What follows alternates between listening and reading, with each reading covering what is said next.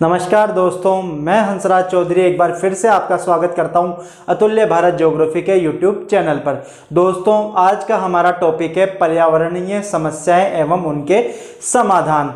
पर्यावरणीय समस्याओं को समझने से पहले सबसे पहले हमें यह ज्ञान होना चाहिए कि पर्यावरण किसे कहा जाता है। तो पर्यावरण क्या होता है कि पर्यावरण दो शब्दों से मिलकर बना है, परिधन आवरण, जिसका अर्थ होता है हमारे चारों ओर का या बाहरी आवरण। ठीक है, पर्यावरण की अगर आपसे परिभाषा पूछी जाए तो पर्यावरण क्या है कि पर्यावरण शब्द का निर्माण दो शब्दों से मिलकर हुआ है, परिधन आवरण, जिसका अर्थ होता है बाहरी आवरण। ठीक है, हमारे चारों ओर जो भौतिक, ठीक है, इसके अलावा प्राकृतिक एवं सामाजिक आवरण है, वही वास्तविक अर्थों में क्या कहलाता है, पर्यावरण कहलाता है। तीन शब्दों का ध्यान दीजिएगा, जो प्राकृतिक, भौतिक एवं सामाजिक आवरण। आवरण का मतलब क्या होता है, घेरा। ठीक है, तो हमारे चारों ओर जो प्राकृतिक, भौतिक एवं सामाजिक आवरण है उसे ही क्या कहा जाता है, पर्यावरण कहा जाता है। अंग्रेजी में पर्यावरण शब्द का क्या कहा जाता है, एनवायरमेंट कहा जाता है। अंग्रेजी में पर्यावरण को क्या कहा जाता है, एनवायरमेंट कहा जाता है। ठीक है,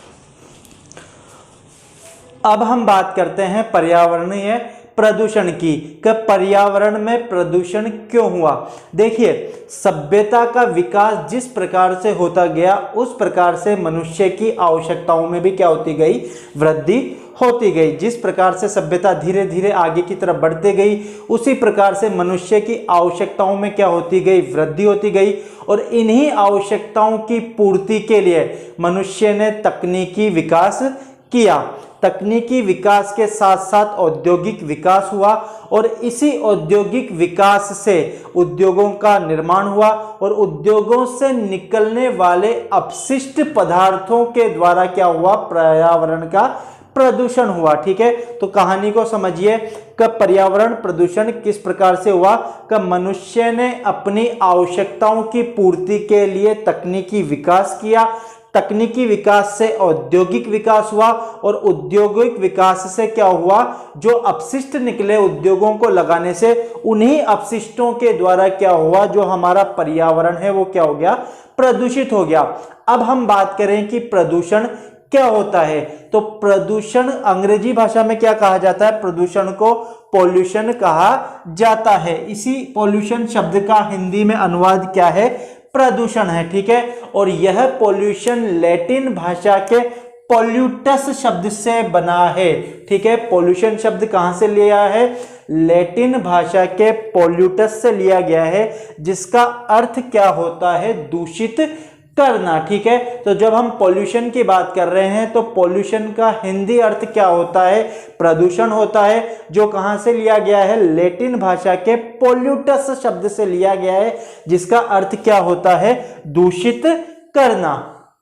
पॉल्यूशन शब्द लैटिन भाषा के पॉल्यूटस से बना है, जिसका अर्थ होता है दूषित करना। अब हम बात करते हैं प्रदूषण की परिभाषा की। तो प्रदूषण की परिभाषा देखिए कि वायु, पृथ्वी तथा जल के भौतिक, रासायनिक एवं जैविक गुणों में अवांछनीय परिवर्तन, जिससे मनुष्य, अन्य जीवों एवं प्राकृतिक संसाधनों की क्षति होती है, को क्या कहा जाता है, प्रदूषण कहा जाता है। यह आपसे एक नंबर के क्वेश्चन में पूछा जा सकता है। और यह परिभाषा किसने दी है, अमेरिका की राष्ट्रीय विज्ञान अकादमी ने दी है। क्या परिभाषा दी है, कि वायु, पृथ्वी और जल, तीन तत्वों के नाम आपको याद रखने, कौन कौन से, वायु, पृथ्वी और जल के भौतिक, रासायनिक एवं जैविक गुणों में। ठीक है, कौन कौन से तीन तत्वों के, वायु, पृथ्वी और जल के कौन कौन से गुणों में, तो भौतिक, रासायनिक एवं जैविक गुणों में होने वाले अवांछनीय परिवर्तन। अवांछनीय परिवर्तन का मतलब है हमारी इच्छा के अनुसार जो नहीं होता है, ठीक है, इच्छा के विपरीत। तो ऐसे परिवर्तन क्या कहलाते हैं, अवांछनीय परिवर्तन कहलाते हैं। तो पृथ्वी, वायु और जल के भौतिक, रासायनिक एवं जैविक गुणों में होने वाले अवांछनीय परिवर्तन, जिससे किस किस को, मनुष्य को, ठीक है, जीव जंतुओं को एवं प्राकृतिक संसाधनों को क्षति होती है, उसे क्या कहा जाता है? प्रदूषण कहा जाता है। सिंपल सी परिभाषा है, आराम से समझिएगा और आराम से याद रखिएगा कि 3 तत्व कौन कौन से? वायु, जल एवं पृथ्वी के कौन कौन से गुण? भौतिक, रासायनिक एवं जैविक गुणों में कौन से अवांछनीय जो परिवर्तन होते हैं, तो किसको फर्क पड़ रहा है या किसको प्रभावित कर रहे हैं? वो मनुष्य, जीव जंतुओं तथा अन्य प्राकृतिक संसाधनों को क्या होती है? उनसे क्षति होती है। क्षति का मतलब क्या होता है? हानि होती है। तो उसे ही क्या कहा जाता है? प्रदूषण कहा जाता है। अब हम बात करते हैं प्रदूषणों के प्रकार की। तो प्रदूषण कई प्रकार के होते हैं। उदाहरण के लिए वायु प्रदूषण, जल प्रदूषण, ध्वनि प्रदूषण, मृदा प्रदूषण, औद्योगिक प्रदूषण, तापीय प्रदूषण, घरेलू अपशिष्टों से होने वाला प्रदूषण, विकिरण प्रदूषण। ठीक है, तो अगर हमसे पूछा जाए कि प्रदूषण के प्रकार बताइए, तो हम इनके नाम लिख सकते हैं: वायु प्रदूषण, जल प्रदूषण, मृदा प्रदूषण, ध्वनि प्रदूषण, विकिरण प्रदूषण, तापीय प्रदूषण, औद्योगिक प्रदूषण और घरेलू अपशिष्टों से निकलने वाले प्रदूषण। हमारे पाठ्यक्रम में केवल 4 प्रदूषण हैं। कौन कौन से? वायु प्रदूषण, जल प्रदूषण, मृदा प्रदूषण एवं ध्वनि प्रदूषण। तो केवल हमें इन्हीं का ही अध्ययन करना है। ठीक है, अब एक चीज ध्यान दीजिए कि हमारा जो अध्याय है, अध्याय 12, उसका नाम है पर्यावरणीय समस्या। देखिए, जब भी कोई समस्या होती है तो उस समस्या के क्या होते हैं? कारण होते हैं। ठीक है, सबसे पहली चीज, जब भी हम किसी समस्या का अध्ययन करते हैं तो उसके क्या होते हैं? कारण होते हैं। जिन कारणों की वजह से उस समस्या की क्या हुई है? उत्पत्ति हुई है। ठीक है, तो समस्या के सबसे पहले हमें क्या याद करने होते हैं या क्या अध्ययन करना है? हमें कारणों का अध्ययन करना है कि क्या कारण है जिनके कारण यह समस्या उत्पन्न हुई है। ठीक है, फिर देखना है कि जब भी कोई समस्या उत्पन्न होती है तो उसका क्या पड़ता है? प्रभाव पड़ता है। उसका क्या पड़ता है? प्रभाव पड़ता है। उसके इफेक्ट्स पड़ते हैं। किसके ऊपर पड़ते हैं? कि मनुष्य को वो किस प्रकार से प्रभावित कर रही है, जीव जंतुओं को किस प्रकार से प्रभावित कर रही है, प्राकृतिक वनस्पति को किस प्रकार से प्रभावित कर रही है। तो कोई भी समस्या है उसके हमें फिर क्या अध्ययन करना है? प्रभावों का अध्ययन करना है। उसके पश्चात हमें उसके समाधान के उपाय, किसका अध्ययन करना है? समाधान के उपाय। ठीक है, समाधान के उपाय से तात्पर्य यह है कि जिन जिन कारणों की वजह से वह समस्या उत्पन्न हुई है उन्हें हमें दूर करने का क्या करना है? प्रयास करना है। तो जो समस्या की उत्पत्ति के कारण है उन्हीं का अपोजिट या उन्हीं का विपरीत क्या होता है? उसके समाधान होते हैं। जैसे एग्जाम्पल के लिए अगर हम बात करें कि उद्योगों से निकलने वाले धुएं के कारण क्या होता है? जल प्रदूषण होता है। या फिर उद्योगों से जो गंदा पानी या अपशिष्ट जल निकलता है उसके द्वारा क्या होता है? जल प्रदूषण होता है। तो अगर हम अब समाधान की बात करें तो हमें क्या करना है कि उद्योगों से निकलने वाले धुएं और उद्योगों से निकलने वाले जल को क्या करना है? रोकना है। ठीक है, या क्या करना है? उसको कम करना है। ठीक है, या फिर उस जल को स्वच्छ जल या पीने के जल में मिलने से या नदी जल स्रोत है उनमें मिलने से रोकना है। ठीक है, तो जब हम समस्या की बात करते हैं तो समस्या के सबसे पहले हमें क्या करना है? कारणों का अध्ययन करना है। उसके पश्चात हमें उसके प्रभावों का अध्ययन करना है और उसके पश्चात हमें उसके समाधान या उपायों का अध्ययन करना है। ठीक है, तो हमारी सबसे पहली जो हम प्रदूषण पढ़ेंगे वह है वायु प्रदूषण, एयर पॉल्यूशन। वायु प्रदूषण, एयर पॉल्यूशन। देखिए, वायु कहां पर? हमारे चारों ओर वायु का घेरा पाया जाता है जिसे क्या कहा जाता है? वायुमंडल कहा जाता है। इस वायुमंडल में विभिन्न प्रकार की गैसें पाई जाती है जिनकी एक निश्चित मात्रा होती है। अगर हम बात करें वायुमंडल की तो वायुमंडल में विभिन्न प्रकार की गैसें कौन कौन सी पाई जाती है? जैसे nitrogen, oxygen, argon, carbon dioxide, ozone, hydrogen तथा हीलियम। ठीक है, इन सभी गैसों की क्या होती है, वायुमंडल में निश्चित मात्रा पाई जाती है। जैसे नाइट्रोजन 78.08%, ऑक्सीजन 20.95%, आर्गन 0.93% और CO2 0.03%। इसी प्रकार से क्या होती है, अन्य गैसों की भी निश्चित मात्रा पाई जाती है। जब कभी भी इन गैसों की मात्रा कम या ज्यादा हो जाती है तो जो एक निश्चित जो व्यवस्था है उसमें क्या आ जाता है, व्यवधान आ जाता है, और उस व्यवधान के कारण क्या होता है, मनुष्य पे प्रभाव पड़ता है। इसे ही क्या कहा जाता है, वायु प्रदूषण कहा जाता है। क्या पढ़ा हमने, तो वायुमंडल में जो गैसों का अनुपात है उसमें जब क्या आ जाता है, आंशिक परिवर्तन आ जाता है, किसी भी गैस की मात्रा कम या ज्यादा हो जाती है तो वह व्यवस्था क्या होती है, प्रभावित होती है, और उस व्यवधान का जो प्रभाव है वो किस पे पड़ता है, मनुष्य तथा अन्य जीव जंतुओं पे पड़ता है, और इसे ही क्या कहा जाता है, वायु प्रदूषण कहा जाता है। जब हम वायु प्रदूषण की बात करते हैं तो वायु प्रदूषण के दो कारक या दो कारण या दो स्रोत माने जाते हैं। एक है प्राकृतिक स्रोत और दूसरा है अप्राकृतिक स्रोत। ठीक है, पहला है प्राकृतिक स्रोत और दूसरा है अप्राकृतिक स्रोत। ठीक है, natural sources and unnatural sources. ठीक है, स्रोत को हम कारण, कॉजेज भी कह सकते हैं। ठीक है, तो प्राकृतिक कारक और अप्राकृतिक कारक क्या है, तो पर्यावरण में जो प्रदूषण होता है या जो वायुमंडल में जो गैसों का अनुपात है उसमें क्या होता है, परिवर्तन होता है। तो उसके दो स्रोत हैं, प्राकृतिक और अप्राकृतिक। उनके कारण अगर व्यवस्था में परिवर्तन होता है तो उससे क्या होता है, प्रदूषण होता है। सबसे पहले अगर हम बात करें प्राकृतिक स्रोतों की, तो प्राकृतिक स्रोतों में आता है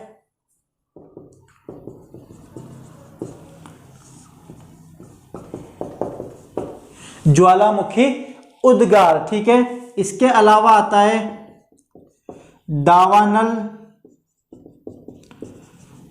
धूलभरी आंधियां,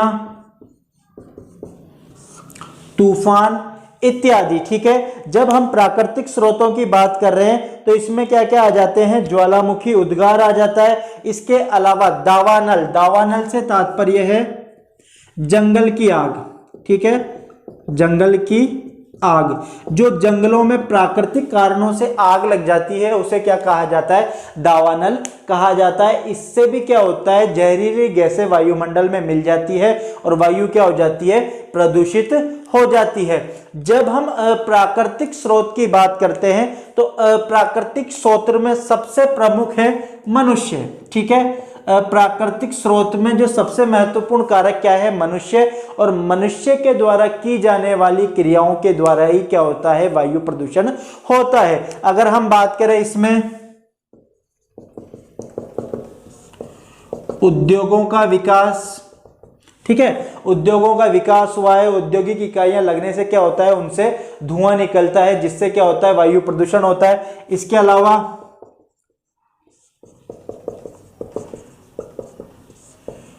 मोटर गाड़ियों से निकलने वाला धुआं। ठीक है, दूसरा जो महत्वपूर्ण कारक है वो क्या है, मोटर गाड़ियों से निकलने वाला धुआं। ठीक है, इसके अलावा क्या है, रसायनों का उपयोग,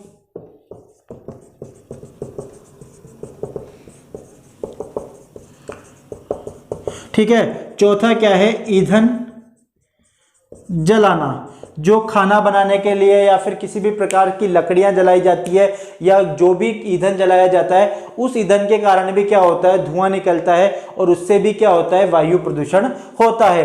तो अगर हमसे पूछा जाए कि वायु प्रदूषण के कारण क्या हैं, तो क्या क्या हैं, वायु प्रदूषण के कारणों को या स्रोतों को या कारकों को दो भागों में विभाजित किया जा सकता है। कौन कौन से, प्राकृतिक तथा अप्राकृतिक। जब हम प्राकृतिक की बात करते हैं तो ज्वालामुखी उद्गार, ठीक है, जब ज्वालामुखी फूटता है तो उसमें से विभिन्न प्रकार की गैसें निकलती हैं, जलवाष्प निकलती है, ठीक है ना, तो वो वायुमंडल में मिलकर उसको क्या कर देती हैं, प्रदूषित कर देती हैं। दावानल का मतलब होता है जंगल की आग। इसके अलावा जो धूल भरी आंधियां चलती है, तूफान आते हैं, इसके द्वारा भी क्या होता है, वायुमंडल प्रदूषित हो जाता है, या फिर जो वायु है वो क्या हो जाती है, प्रदूषित हो जाती है। जब हम प्राकृतिक कारकों की बात करते हैं तो प्राकृतिक कारकों में सबसे महत्वपूर्ण कारक कौन सा है, मनुष्य है, और मनुष्य के द्वारा की जाने वाली क्रियाओं के द्वारा ही क्या होता है, वायु प्रदूषित होती है। जैसे उद्योगों का विकास, मोटर गाड़ियों से निकलने वाला धुआं, इसके अलावा रसायनों का उपयोग हो गया, या फिर ईंधन का जलाना इत्यादि। वायु प्रदूषण के प्रभावों की बात करें तो वायु में जब प्रदूषण हो जाता है या वायु का जो संगठन है उसमें जब परिवर्तन आ जाता है तो उसका मनुष्य पर, जीव जंतुओं तथा वनस्पति पर क्या पड़ते हैं, प्रतिकूल प्रभाव पड़ते हैं। तो वायु प्रदूषण के प्रभाव में सबसे पहली चीज है मानव के स्वास्थ्य पर प्रतिकूल प्रभाव। प्रतिकूल से तात्पर्य है विपरीत प्रभाव, ठीक है। जब वायु दूषित हो जाती है या वायु प्रदूषित हो जाती है तो उसके सेवन से या उसके श्वसन से मनुष्य में कई प्रकार की क्या हो जाती है, बीमारियां हो जाती है। मनुष्य को सांस लेने में तकलीफ होती है, ठीक है, उसके फेफड़े क्या हो जाते हैं, संदूषित हो जाते हैं। तो मनुष्य के स्वास्थ्य पर क्या पड़ता है, प्रतिकूल प्रभाव पड़ता है। किसका, वायु प्रदूषण के प्रभावों में सबसे महत्वपूर्ण प्रभाव कौन सा देखा जाता है कि वायु के प्रदूषित होने पर मनुष्य के स्वास्थ्य पर प्रतिकूल अथवा विपरीत प्रभाव पड़ता है, विभिन्न प्रकार की बीमारियां फैलती हैं, ठीक है। इसके अलावा वनस्पति पर भी क्या करता है, प्रतिकूल प्रभाव पड़ता है, और जीव जंतुओं तथा कीटों के अस्तित्व पर खतरा मंडराने लग जाता है। कई प्रकार के जीव जंतुओं तथा कीटों की जो प्रजातियां हैं वो क्या हो जाती हैं, विलुप्त होने का खतरा उन पर रहता है। इसके अलावा सबसे इंपॉर्टेंट चीज है जलवायु और वायुमंडलीय दशाओं पर प्रतिकूल अथवा विपरीत प्रभाव, जिससे क्या होती है, कई प्रकार की पर्यावरणीय समस्याएं उत्पन्न होती हैं। अगर हम बात करें जलवायु परिवर्तन, आपने नाम सुना होगा भाई, क्लाइमेट चेंज हो रहा है, तो जो जलवायु परिवर्तन है, अगर हम अभी की ही बात करें तो सामान्य दशाओं में या थोड़े साल पहले तक क्या होता था कि दिवाली के बाद नवंबर दिसंबर में शीत ऋतु काफी तेज, मतलब काफी तेज सर्दियां पड़ती थी। लेकिन अगर हम इस वर्ष की बात करें तो दिसंबर लगभग आधा बीतने को है और अभी तक भी सर्दियां उतनी तेज या उतनी प्रचंड नहीं पड़ी हैं जितनी की पड़ती हैं और सालों, ठीक है। ऋतुओं में क्या हो रहा है, खिसकाव होता जा रहा है। जहां पे वर्षा जून माह के अंत में प्रारंभ होती थी वही वर्षा अब क्या करती है, जुलाई माह के अंत में प्रारंभ हो रही है, ठीक है। ऋतुएं आगे खिसक रही है। जहां पे गर्मियां मार्च में आ जाती है वहां पे अब गर्मियां कब, अप्रैल तक आ रही हैं। तो इसे ही क्या कहा जाता है, क्लाइमेट चेंज या जलवायु परिवर्तन कहा जाता है। इसके अलावा ओजोन परत में भी क्या होती है, क्षरण होता है कि हमारे चारों ओर जो वायुमंडल है उसमें एक ओजोन मंडल पाया जाता है। यह ओजोन मंडल क्या करता है, सूर्य से आने वाली पराबैंगनी किरणों को धरातल पर आने से रोकता है, ठीक है। जब इस परत में क्या हो जाता है, इसका क्षरण होता है या इसमें छिद्र आ जाता है, किसके द्वारा, का जो क्लोरोफ्लोरोकार्बन है, क्लोरीन है तथा ब्रोमीन है इत्यादि जो गैसें हैं वो क्या करती है, इस ओजोन परत में छिद्र बना देती है, जिसके कारण क्या होती है, सूर्य से आने वाली जो पराबैंगनी किरणें हैं वो बिना रोक टोक के पृथ्वी पर आ जाती हैं। तो ये उसमें क्या हो रहा है, ओजोन परत में क्षरण हो रहा है। इसके अलावा हरित ग्रह प्रभाव, ग्रीन हाउस इफेक्ट, ठीक है। इसके द्वारा क्या हो रहा है कि वायुमंडल में जैसे जैसे कार्बन डाइऑक्साइड गैस की मात्रा बढ़ती जा रही है वैसे वैसे ही क्या कर रही है, वह पृथ्वी से जो दीर्घ तरंगें निकलती है उनको अवशोषित करके पृथ्वी के तापमान में वृद्धि कर रही है। तो इसके द्वारा क्या हो रही है, तापीय मान में वृद्धि हो रही है, जिसे ही वैश्विक तापन, ग्लोबल वार्मिंग भी कहा जाता है। इन तीनों चीजों के लिंक आपको नीचे डिस्क्रिप्शन में मिल जाएंगे, वहां पर आप डिटेल में इनका अध्ययन कर सकते हैं, ठीक है। इसके अलावा वायु प्रदूषण का जो एक प्रभाव वर्तमान में देखा जा रहा है वो क्या देखा जाता है कि जो नगर और बड़े महानगर हैं उनके चारों ओर कोहरे का एक आवरण छा जाता है। अगर हम उदाहरण के लिए बात करें कि हमारी देश की राजधानी है नई दिल्ली, ठीक है। नई दिल्ली में क्या होता है, शीत ऋतु में कोहरे की मात्रा में क्या हो जाती है, वृद्धि हो जाती है, और जो दृश्यता है, विजिबिलिटी है, वो काफी क्या हो जाती है, कम हो जाती है। और इस कोहरे का जो प्रमुख कारण है उसे भी क्या माना जाता है, प्रदूषण को ही माना जाता है कि वायु में प्रदूषण होने के कारण ही क्या हो रहा है, उस कोहरे की उत्पत्ति होती है। तो अगर हमसे पूछा जाए कि वायु प्रदूषण के प्रभाव समझाइए, तो हम इस प्रकार से लिख सकते हैं कि मानव के स्वास्थ्य पर प्रतिकूल प्रभाव पड़ता है, वनस्पति पर प्रतिकूल प्रभाव पड़ता है, जीव जंतुओं तथा कीटों के अस्तित्व पर क्या पा जाता है, खतरा आ जाता है। इसके अलावा जलवायु एवं वायुमंडलीय दशाओं पर भी प्रतिकूल प्रभाव पड़ता है। उदाहरण हम लिख सकते हैं जलवायु परिवर्तन, क्लाइमेट चेंज, ओजोन परत में क्षरण, ओजोन लेयर डिप्लेशन, इसके अलावा हरित ग्रह प्रभाव, ग्रीन हाउस इफेक्ट, और अंत में हम लिख सकते हैं कि नगरों एवं महानगरों पर कोहरे के गुंबद का निर्माण हो जाता है।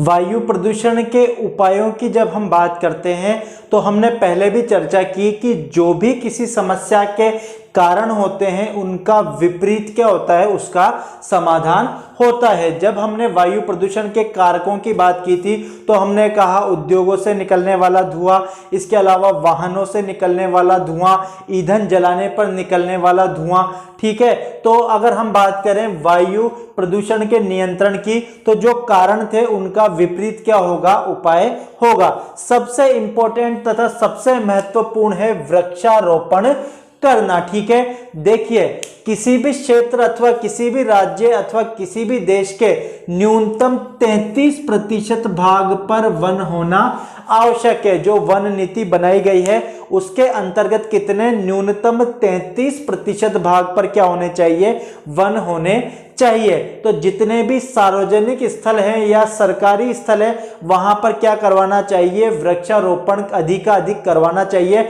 और प्रत्येक नागरिक को या प्रत्येक मनुष्य को अपनी जिम्मेदारी समझना चाहिए और वृक्षों को अधिक से अधिक लगाना चाहिए, ठीक है। जितना ज्यादा वृक्षारोपण होगा उतना ही वायु प्रदूषण क्या होगा, कम होगा, क्योंकि हमें पता है कि जो वृक्ष होते हैं वह कार्बन डाइऑक्साइड को अवशोषित करके किसका उत्सर्जन करते हैं, ऑक्सीजन का उत्सर्जन करते हैं। तो सबसे महत्वपूर्ण क्या है, वृक्षारोपण करना। इसके अलावा वाहनों के प्रदूषण को नियंत्रित करना। जो वाहनों से जो धुआं निकलता है, जितने भी पेट्रोल और डीजल चालित वाहन होते हैं उनसे क्या निकलता है, धुआं निकलता है। तो उनको क्या करना है, नियंत्रित करना है। और पेट्रोल और डीजल के स्थान पर किसका, सौर ऊर्जा अथवा बैटरी चालित अथवा विद्युत इंजनों का क्या करना है, प्रयोग करना है। देखिए पहले जो रेल चलती थी उसमें कोयले का इंजन चलता था, ठीक है, कोयला का ईंधन का प्रयोग होता था। उसके पश्चात फिर डीजल के इंजन आए और अब वर्तमान में क्या है, विद्युत वाले इंजनों का प्रयोग किया जा रहा है। तो जो कोयले वाले ईंधन से चलने वाले इंजन थे वो ज्यादा धुआं निकालते थे, उनकी तुलना में डीजल वाले कम, और जो विद्युत से चलते हैं वो बिल्कुल भी धुआं नहीं निकालते हैं, ठीक है। इसके बाद अगर हम बात करें निध्रुम चूल्हों का उपयोग करना। निध्रुम का मतलब होता है ऐसे चूल्हे जिनसे धुआं नहीं निकलता है। जब हम ईंधन की खपत करते हैं तो उससे क्या निकलता है, धुआं निकलता है। अगर हम बात करें शहरों में तो गैस चूल्हों का प्रयोग किया जा रहा है, जबकि गांवों में आज भी जो गोबर के उपले होते हैं या लकड़ियां होती है उनको जलाकर ही खाना बनाया जाता है, ठीक है। तो जिन चूल्हों से धुआं नहीं निकलता है ऐसे चूल्हों के उपयोग को बढ़ावा देना चाहिए। इसके अलावा अगर हम बात करें ईंट भट्टा उद्योग या बर्तन बनाने और जो पकाने वाले उद्योग है उनको शहरों से बाहर स्थापित किया जाना चाहिए। और उद्योगों में नवीन तकनीकी का उपयोग किया जाना चाहिए जिससे उनके द्वारा जो हानिकारक गैसों का उत्सर्जन होता है वो क्या हो सके, कम हो सके। तो इस प्रकार से या इन उपायों को अपनाते हुए हम वायु प्रदूषण को नियंत्रित कर सकते हैं।